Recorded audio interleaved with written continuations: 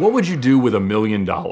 Office Space answers notwithstanding, most of us car enthusiasts would go buy a bunch of cars or that one dream car. So I thought for this week's What Would You Buy at a theoretical budget discussion, $1 million made sense. Now I told them they had to pick one car for $1 million, not 10 cars that they like, which most of us would probably just go buy a fleet of cars. But what is that $1 million dream car that you would buy if you could? It's always a fun discussion to have, and so I was curious to hear their answers. Unsurprisingly for me, it's a Bugatti Veyron. I love the cars. They drive like such an industrial, forged out of everything strong, amazing performance car that just came out and was the coolest thing on earth when I was very, very impressionable. I will own one day. I don't know exactly how that will happen, but I can't wait. As a backup, I would say the Lamborghini Diablo GT. It's the most raw, outrageous, and unobtainium version of the most raw, outrageous, and unobtainium car that most of us dreamt of growing up. And so it's the absolute poster car for me.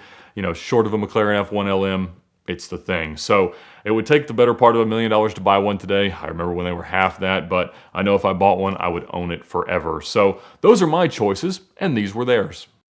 It would have to be the Porsche 918 Spyder. It is simply the best hypercar on the market. It's usable, it's beautiful, it's ahead of its time, and more importantly, it is what no other hypercar is: extremely reliable.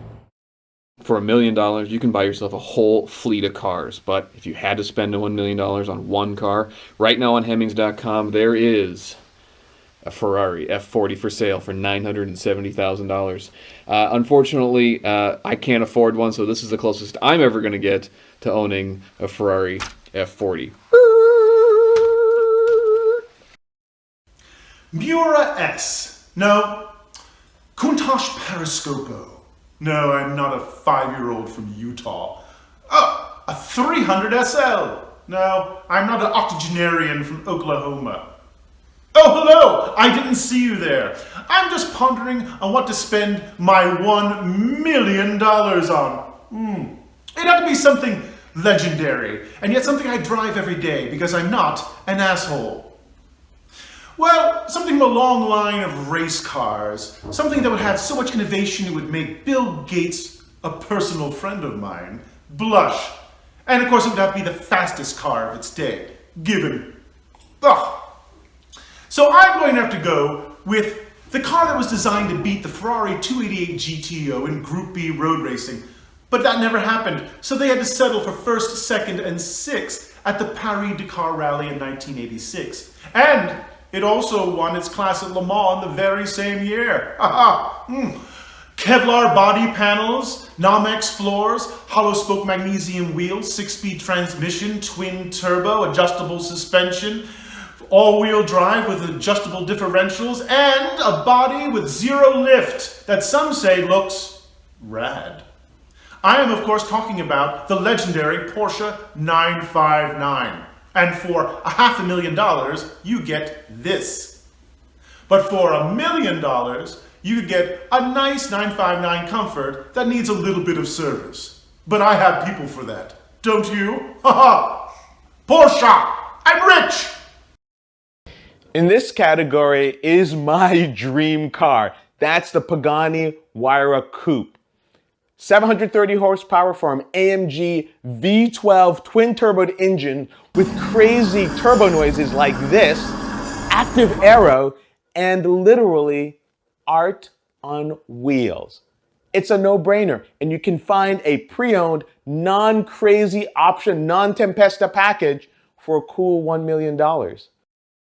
Hey guys, Uncle Rich here, and I think the car that makes my blood pump the most is the 2005 Bugatti Veyron. I've loved that car since day one. Yes, it's very basic. Yes, everyone else probably picked it as well, but it's the first car that really got my blood pumping in terms of what a hypercar really is.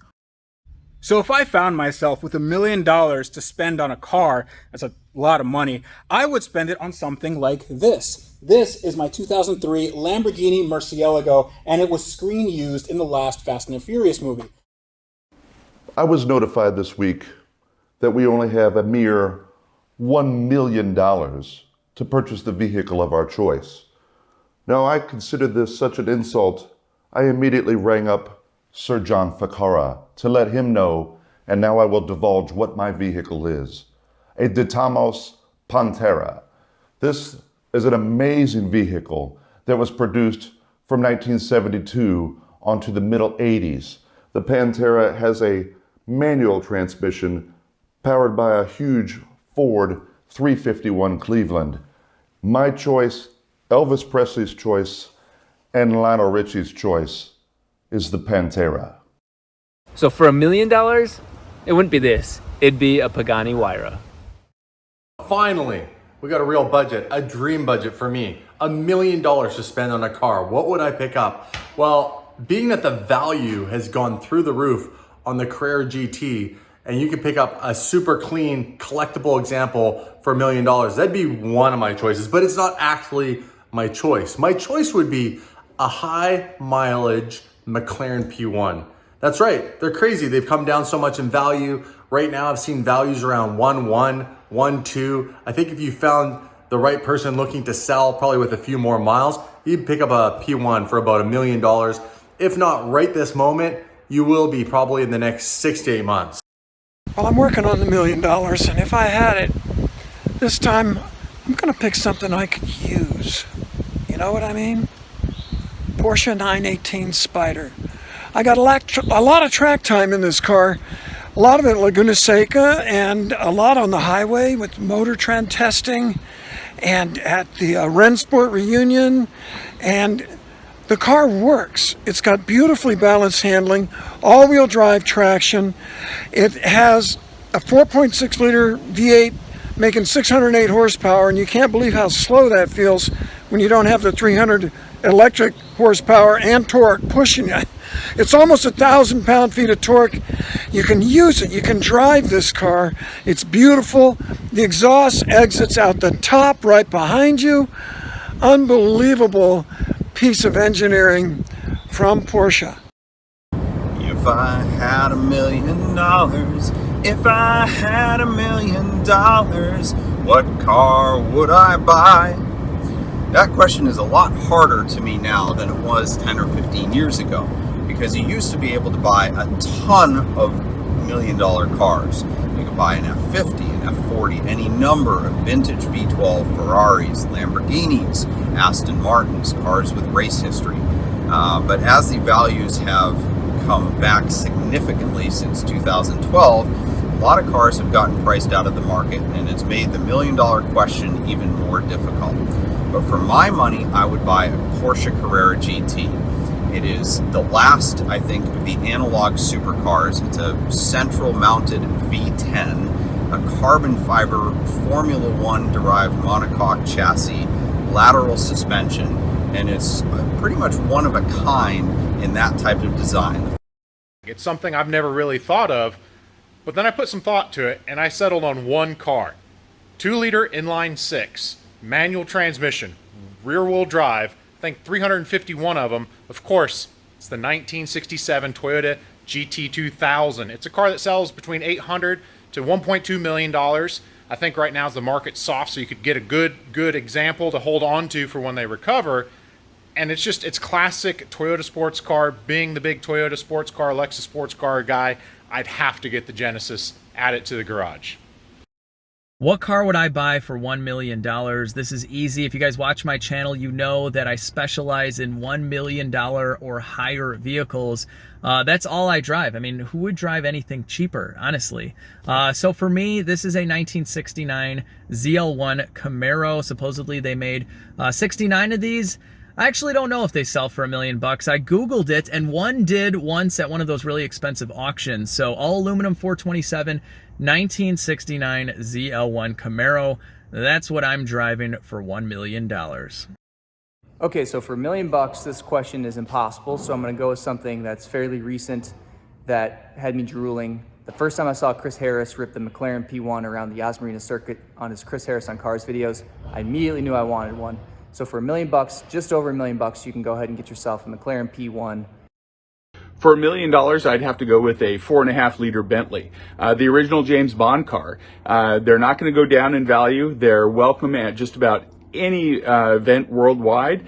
They're modern day drivable, very fast, very cool. And you know what? Someone's going to show up in an Enzo. So what? I got a 20s Bentley. I ask myself this question a lot, and the answer always changes. But I think this week I would go with a Porsche 964 Carrera RS 3.8. They only made like 55 of them. The Speedline wheels, the wide body, can't beat it. But what I wanted to do was give you a free online copy of the DuPont registry so you can flip through the pages and make this decision for yourself. It's pretty cool seeing what you can buy for $1 million these days. Unfortunately, most of the cars out there don't look like you're driving $1 million. For my choice, I'm going with the iconic Mercedes 300 SL Gullwing. I had a poster of one of these as a kid, you know, next to my Countach poster, and every day I'd look at this car and I just love the Gullwing doors. And always wondered why more cars didn't have these Gullwing doors. Only 300 were made in 1956. This is the cheapest Gullwing on the market right now. And the best part about it is the price is only going to go up from here. My choice for the $1 million car is a 1969 Miura S. Now you could spend more, but you could also find one of these cars for around $1 million. I must admit, I don't do a lot of cross-shopping of $1 million supercars, so had to cheat on this one and fire up AutoTempest and take a look. So it looks like you can get a McLaren P1 for close to $1 million, or new Ford GT. Those are gorgeous. But the one that really interested me was the Carrera GT. To me, that appears to be the most special car in this range, so I don't think you can go wrong there. I just got the chance to drive a Porsche GT3 on a racetrack, and so whatever car I'm going to purchase for $1 million has to be capable both on the street and on the track. And the first car that comes to mind is the Carrera GT.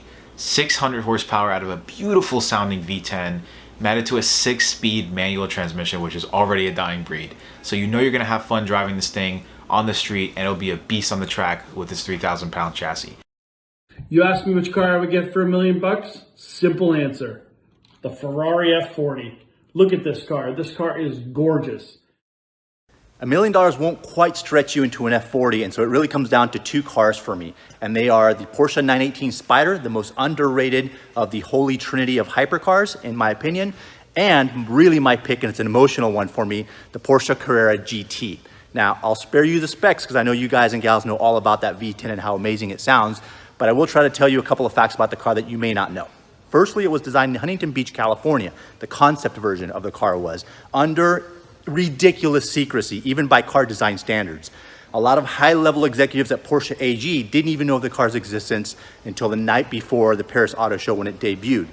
Secondly, really three guys deserve a ton of credit for its design. They are Jason Hill, Alex Earl, and Mitka Borkirk, who is the chief designer at Lamborghini these days, doing amazing things over there. There were no provisions for the top. The car was supposed to be a convertible the entire time of its existence. No top whatsoever fitted to the car. And lastly, and I'm surprised this one never got out, the car's code name was Super Carrera. That's how we referred to it, the official code name, Super Carrera. Now, I came here to the vault to show you guys one that's usually parked right there, but the owner decided to take it out, so I don't have it in the video to show you guys. But that's my pick. Porsche Carrera GT, and I have to say it chaps my ass that I've yet to drive one. So if you're out there and you own one and you don't mind letting a pro driver have a go at it, have your people call my people, and I promise I will be gentle. If I had $1 million that I could spend on a car, I'd have to get a Ferrari, and not just any Ferrari. When I was a kid, the Ferrari 250 GT was not really affordable. But you know, a few years before in the early 70s, you could get one for a few grand. By the mid 80s, they were already getting above $100,000. Now, they're pretty expensive, but I found one on Hemmings for $1.1 million. And it's been on there for a while, so I'm sure with a little bit of shrewd negotiating, you could get them down to $1 million. But realistically, I'd probably just buy a Lancia Aurelia B20 and then just like use the rest of the money to hire a mechanic full-time to keep it running for a few years. I think I'd be buying the BMW 328 Roadster. Upon checking a lot of different places, including Hemmings, you can buy them for $1 million easily for a good condition one. I've seen some for even $800,000. Now, but if I had $1 million, what I'd do is I'd buy this drag strip that went up for sale today, $650,000 in Havana, Illinois. It's the Central Illinois Dragway for sale. And until I can buy that, there's only one thing I can do, which is keep practicing, and practicing.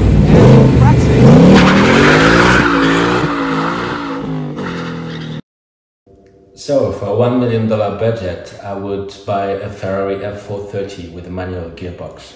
I will bring the car straight away to Italy, to MAT, Manufacturer Automobili Torino, to become a new Stratos.